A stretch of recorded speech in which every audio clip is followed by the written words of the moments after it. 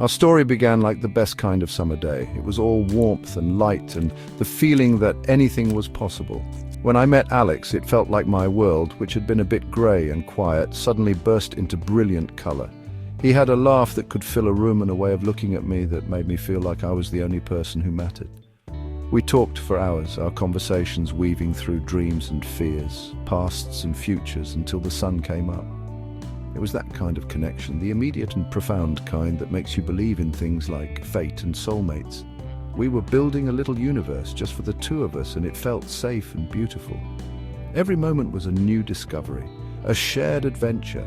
We'd take long drives with no destination, the windows down and music playing just a little too loud. He introduced me to his favorite old movies, and I made him listen to the sad songs I loved. It was a time of easy joy. He would leave little notes for me to find, tucked into my coat pocket or on the dashboard of my car, with silly drawings and sweet words. I remember thinking that this was it. This was the love that people write books about, the kind that heals the broken parts of you without even trying. I was so sure, so absolutely certain that I had found my person. I fell in love with the version of him that he showed me, and I fell hard. It was a love built on the belief that we were two good people who had found each other. He was my biggest cheerleader, encouraging me to apply for a promotion at work and celebrating with me when I got it. He seemed to understand my quiet insecurities and knew just what to say to make them feel smaller. Our life together felt like a collaboration, a partnership where we both lifted each other up. The future stretched out before us, a long and happy road, and I couldn't wait to walk it with him by my side. I trusted him completely with my heart and with my hopes. Looking back, that beginning feels like a different lifetime, a story about two other people. It's hard to reconcile that bright, shining man with the person I would later come to know, but that beginning was real. The joy was real, the love was real. It's important to remember that, to honor the truth of that happiness, even while holding the pain of what came after. It's a reminder that love stories are complex, and sometimes the most beautiful chapters come right before the ones that break your heart. That sun-drenched time was the foundation upon which everything else was built, and later what everything else would crumble upon. The change didn't happen all at once. It wasn't a sudden storm, but a slow, creeping fog that I barely noticed at first. The first cracks were small, easy to dismiss. It started with little lies, white lies he called them, about things that didn't seem to matter. He'd say he was working late, but a friend would mention seeing him at a bar. When I'd ask, he would have a quick, plausible explanation that made me feel silly for even questioning him. These moments were like tiny pebbles tossed into a calm lake, creating ripples that quickly disappeared. I chose to believe him because the alternative was too unsettling to consider. I wanted our perfect story to remain perfect. Then came the flashes of a temper I hadn't seen before. It was never directed at me, not at first. It would be a disproportionate rage at a slow driver on the road, or a waiter who got our order wrong. His face would change, hardening into a mask of anger that was unfamiliar and frightening. The outbursts were brief, and afterward he would always be apologetic, blaming his stress or a bad day. He'd laugh it off and I would laugh with him, pushing down the knot of unease in my stomach. I told myself that everyone has a bad day, that his passion was one of the things I loved about him. It was just another story I told myself to keep the peace. His stories about his past also began to have inconsistencies. Small details would change with each retelling. The timeline of a previous job, the reason a friendship ended, the nature of his last breakup, the narrative was always shifting. When I pointed it out, he would get defensive, accusing me of not listening or of trying to catch him in a lie. He had a way of turning things around, of making me feel like I was the one who was being unreasonable or suspicious. It was confusing and disorienting. I started to doubt my own memory, my own perception of reality. It was easier to accept his version of events than to face the growing fear that he was not who he said he was. The shadows grew longer, more frequent. There was a secrecy around his phone that hadn't been there before. He would angle it away from me or quickly close an app if I walked into the room. He started spending more time with a new group of friends I never met, and his explanations for his absences became vague and evasive. Each of these moments was a small betrayal of the trust we had built, but I held on, clinging to the memory of the man I fell in love with. I convinced myself that this was just a phase, a rough patch that all couples go through. I wasn't ready to admit that the cracks were not just on the surface, but ran deep, threatening the very foundation of our life together. The unveiling happened on a Tuesday. It was an ordinary day, which made the discovery feel all the more surreal. I was looking for an insurance document in his desk drawer, a task he had asked me to do. Tucked beneath a stack of old papers, I found a small locked box. I had never seen it before. My heart started to beat a little faster. I knew with a sinking feeling that I shouldn't open it. But a stronger feeling, a need to know the truth, took over. The key was taped to the bottom. My hands were shaking as I turned it, the click of the lock sounding like a gunshot in the quiet room. What I found inside shattered the world I thought I knew. Inside were not old letters or sentimental keepsakes, but things that told a story of a life I had no part in. There were credit cards in names I didn't recognize and pay stubs from a company he never told me he worked for. There was a folded-up legal document detailing a restraining order from a past partner, someone he told me had ended things amicably. The person described in that document was not the gentle, loving man I knew. He was described as manipulative and volatile. I sat on the floor, the contents of the box spread out around me like pieces of a puzzle I never wanted to solve. Each piece revealed a new layer of deceit. The biggest shock was a small stack of photos. They showed him with another woman and a small child. They were family pictures, at a park on a beach blowing out birthday candles. He looked happy, the same way he looked in pictures with me. It wasn't just a secret past, it was a secret present.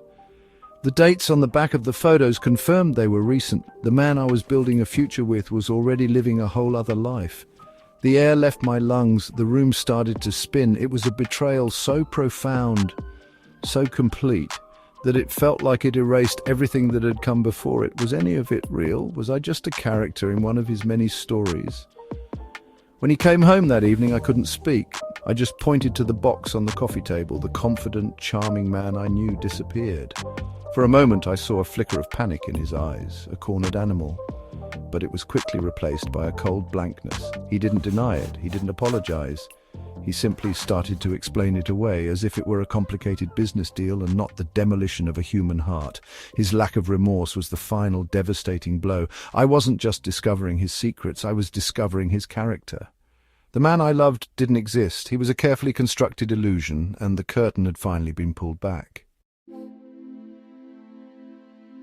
The days that followed were a blur of raw, overwhelming emotion. Sadness was a constant companion, a heavy blanket I couldn't shake off. It was a grief for the man I thought he was and for the future I thought we would have together. I would cry at random moments while doing the dishes, driving my car, standing in the grocery store aisle. Every corner of our home was filled with memories that were now tainted. The love songs we listened to now sounded like taunts. The jokes we shared now felt like cruel ironies.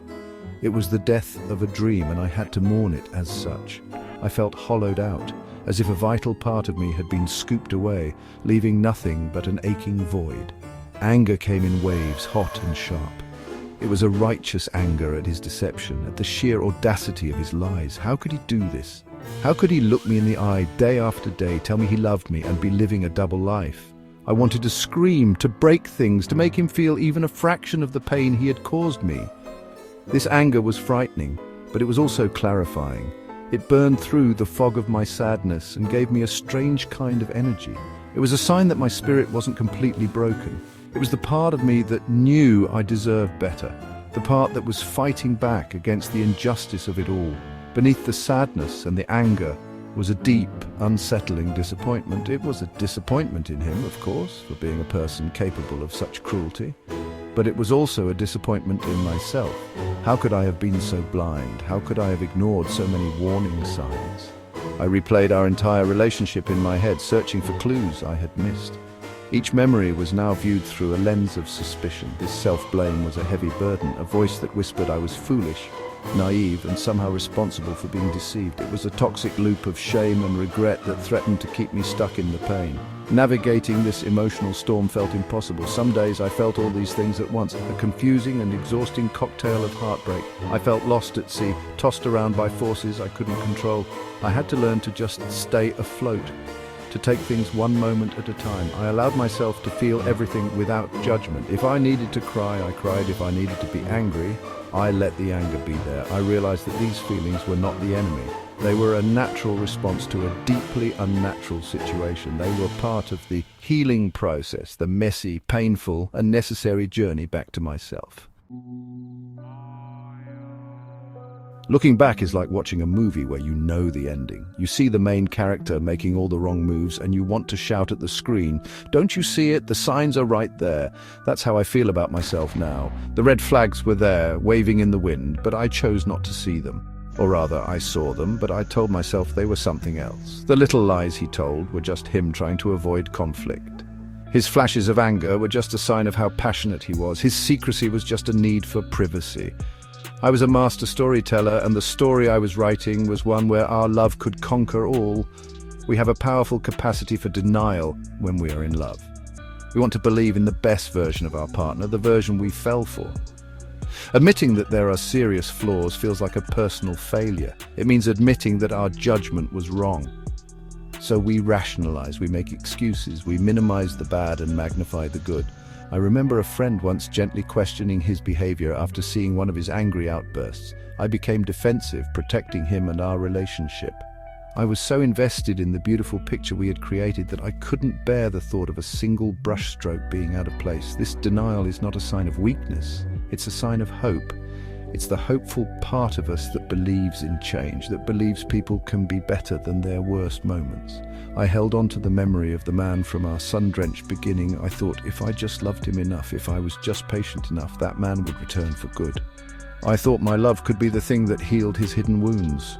This is a romantic and beautiful idea, but it can also be a dangerous one. It kept me in a situation that was slowly eroding my sense of self and my perception of reality. I was trying to save him, but I was losing myself in the process. The truth is, we see what we want to see. My desire for a loving, stable partnership was so strong that it blinded me to the evidence that was right in front of me. I ignored my own intuition, that quiet voice inside that whispered something was wrong. I silenced it with logic and excuses. It's a painful lesson to learn that you can't love someone into being the person you need them to be. People have to do that work for themselves. Ignoring the red flags didn't make them go away. It just gave them more time to multiply, to grow into a forest so dense that I eventually couldn't see the light anymore.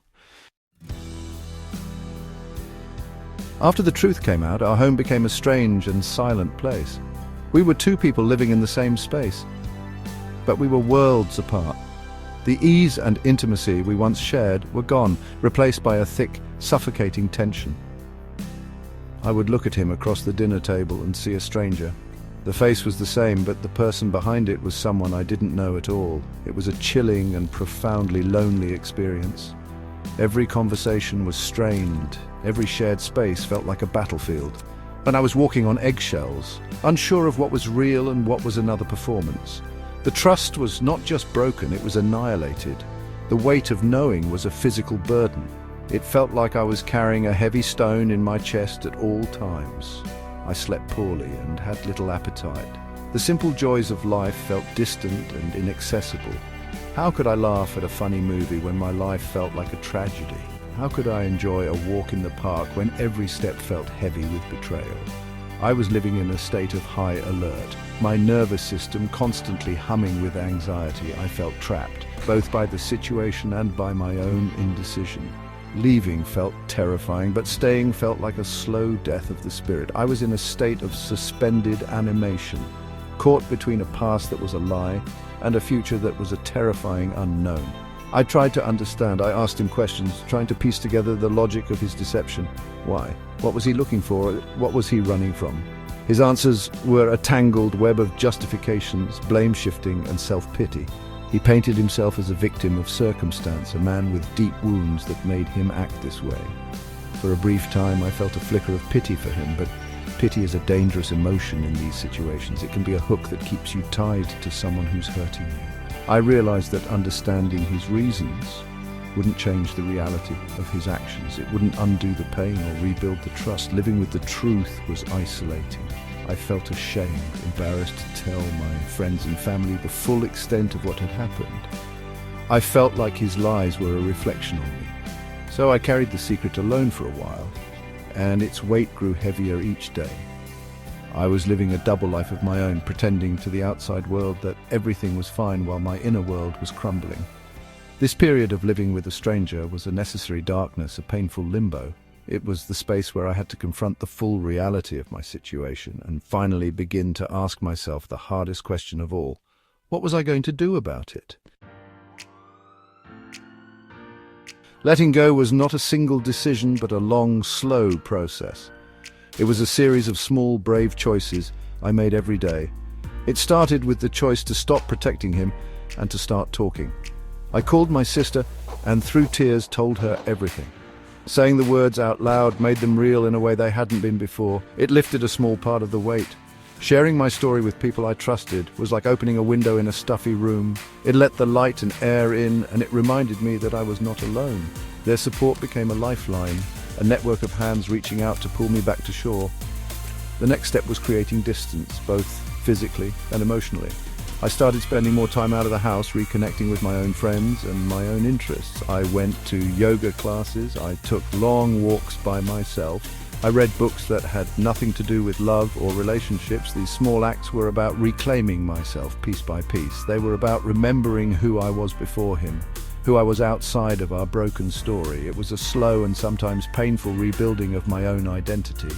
I was learning to be the main character in my own life again, not just a supporting role in his drama. The real turning point was when I finally accepted that I could not fix him. I had to let go of the hope that he would change, that he would magically become the man I thought he was. This acceptance was both heartbreaking and liberating. It was heartbreaking because it meant giving up on the love I had invested so much in. But it was liberating because it freed me from the responsibility of his happiness and his healing. I realized that my only responsibility was to myself, to my own well-being, my own peace, and my own future. That was a profound shift in perspective. It was the moment I chose myself over the fantasy of us. Finally, I made the decision to leave. It was the hardest and most necessary thing I have ever done. Packing my things, saying that final goodbye and walking out the door felt like tearing a part of myself away. There was so much grief in that moment, but there was also a flicker of hope. I was walking away from the lies, the pain, and the confusion. I was walking toward an unknown future, but it was my future. It was a future I could build on a foundation of truth and self-respect. The act of letting go was not an act of giving up. It was an act of profound strength, the ultimate act of choosing me. This entire experience was like holding up a mirror to my own heart. It showed me things about myself I didn't know were there, both the shadows and the light. In the beginning, I saw my own capacity for boundless hope and deep love. I saw how much I was willing to give, how fiercely I could believe in someone. I saw my own optimism, my ability to see the good in people. These are beautiful qualities, and I don't want to lose them. But the mirror also showed me how my hope could sometimes blind me. It showed me that my desire to see the best in others could lead me to ignore my own intuition and my own needs. I also learned that I am much stronger than I ever thought I was. In the darkest moments, when I felt completely broken, I found a reserve of strength I didn't know I possessed. It was a quiet, stubborn strength that kept me putting one foot in front of the other. It was the strength to face an unbearable truth, to navigate a storm of painful emotions, and to make the terrifying choice to leave. I learned that resilience isn't about not falling apart. It's about how you put yourself back together afterward. I'm a survivor, not a victim. This experience didn't break me. It revealed the unbreakable parts of me. The mirror showed me the importance of boundaries. Before this, I thought love meant having no boundaries, merging completely with another person. I learned the hard way that healthy love requires healthy boundaries. It requires knowing where you end and the other person begins. It means being able to say no to behavior that hurts you. It means protecting your own peace and well-being, even if it disappoints someone else. Learning to set and enforce boundaries was a crucial part of my healing. It was me telling myself and the world that I am worthy of respect and kindness. It's a lesson I will carry with me into every future relationship. Most importantly, this journey taught me about self-love. For a long time I looked for my worth in his eyes. His approval made me feel valuable. His love made me feel whole. When his love was revealed to be a lie, I felt worthless. The biggest lesson was learning to find that sense of worth within myself. It was about learning to be my own cheerleader, my own safe harbor, my own greatest love. It's a lifelong practice, but it's the most important one. The mirror of the heart now reflects a woman who is a little more cautious, a little more scarred, but also infinitely wiser, stronger, and more compassionate toward herself. If you are reading this and seeing your own story in my words, I want you to know one thing first. You are not alone, and you are not crazy. When you are in a relationship with someone who is twisting reality, it is easy to start doubting your own mind. You might be feeling confused, hurt, and deeply lonely. You might be blaming yourself, wondering what you did wrong to deserve this. Please hear me when I say this. Their choices are not a reflection of your worth. Their deception is about them, their brokenness, their secrets. It is not about you. You are worthy of love that is honest and kind. I want you to be gentle with yourself. Give yourself permission to feel everything, the anger, the sadness, the confusion, the disappointment. These feelings are your guides. They are telling you that something is wrong. Do not silence them. Do not push them away. Listen to that quiet voice inside you, your intuition that is whispering that you deserve better. It knows the truth. Trusting that voice is the first step toward finding your way back to yourself. You are allowed to be messy and heartbroken. You are allowed to grieve the future you thought you had. This is part of the process. Seek out support. You do not have to carry this burden by yourself. Tell a trusted friend, a family member, or a therapist. Speaking your truth out loud is a powerful act of defiance against the secrecy and lies. It helps to break the isolation and validates your experience. Let people help you. Let them remind you of your own strength and worth when you have forgotten it. Building a support system is like building a raft in the middle of a stormy sea. It will keep you afloat until you have the strength to swim to shore. You don't have to be strong all the time. It's okay to lean on others. Finally, know that there is hope. It might not feel like it right now, but this pain will not last forever. Leaving a toxic situation is one of the bravest things a person can do. It is an act of radical self-love. It is choosing an unknown future over a painful present. There is a whole beautiful life waiting for you on the other side of this. A life built on truth, respect, and genuine connection. You will heal. You will rebuild. You will find joy again. This experience will become a part of your story, but it will not be the whole story. It will be the chapter that taught you how strong you are. You have the power to write the next chapter yourself. Choose wisely. Choose you.